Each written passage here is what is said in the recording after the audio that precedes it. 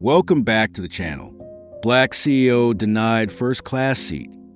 12 minutes later, he grounds a plane and fires the pilot. Dr. Malcolm Adeyemi was used to being underestimated. At 43, he was the youngest black CEO of an international aviation company, a self-made billionaire who had built his empire from a single cargo jet into one of the most profitable airlines in the world. But on this Tuesday morning, dressed simply in jeans and a blazer, he looked like any other traveler. He didn't carry the weight of his status on his shoulders. He just wanted to get to London for a crucial investors meeting. At the check-in desk, he handed his ticket to the attendant, who glanced at him briefly before frowning. "Sir, I think you're in the wrong line. This counter is for first-class passengers only." Malcolm raised a brow. "I know. I booked first class." She laughed nervously, looking him up and down. "Are you sure? First class is quite expensive." Before he could reply, another passenger, a white businessman in a suit, stepped forward. "He's probably lost. Why don't you check my ticket instead?" The attendant smiled at the man and waved him through, ignoring Malcolm. Something inside him tightened, but he said nothing. He simply pulled out his phone and typed a quick message. "Boarding now. Will be 12 minutes. On the plane, it got worse. A flight attendant stopped him as he moved toward first class. "Sir, economy is that way." Malcolm's voice was calm. "Check my ticket." She did. Her face shifted. But instead of apologizing, she muttered, "Humph. Must be some mistake." By the time he sat down, whispers rippled through the cabin. Some passengers stared as if he had stolen the seat. The final insult came when the pilot himself, a tall white man with a stiff jaw, walked past and sneered. "Hope you're comfortable, sir.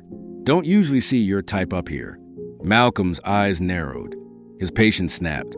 Exactly 12 minutes later, before the plane could taxi, the intercom crackled to life. "Ladies and gentlemen," the pilot's voice began confidently. "Welcome aboard Flight 227 to London. We'll be taking off shortly, so please settle in," and the sound cut abruptly, replaced by another voice. Calm, deep, authoritative.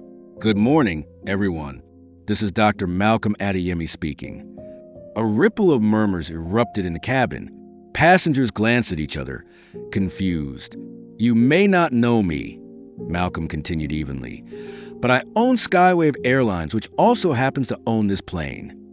The entire cabin went silent. The white businessman from earlier froze mid-sip of his champagne. The check-in attendant, listening from the terminal via headset, felt her knees weaken. "So," Malcolm went on, his tone sharpening ever so slightly, "before we proceed, I'd like to personally request a change of pilot for this flight." A loud gasp broke out. "Because I will not," he added, pausing deliberately, "entrust the safety of my passengers to someone who judges competence by skin color." The cockpit door opened. The pilot stormed out, his face pale and tight with fury. "You can't." Malcolm turned his head slowly, meeting his gaze with cold steel. "I just did." Within minutes, a replacement pilot was dispatched from standby. As the new crew settled in, Malcolm stood at the front of the first-class cabin. "Ladies and gentlemen," he said with a faint smile, "I apologize for the delay. It seems even at 40,000 feet, ignorance still tries to fly first class. But not today." The passengers chuckled awkwardly, some looking ashamed, others clapping softly. Then Malcolm's gaze swept over the businessman, who'd cut in line earlier.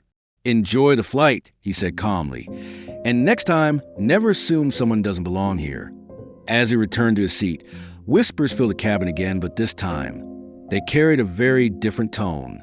Malcolm put on his noise-canceling headphones, sipped his champagne, and smiled faintly.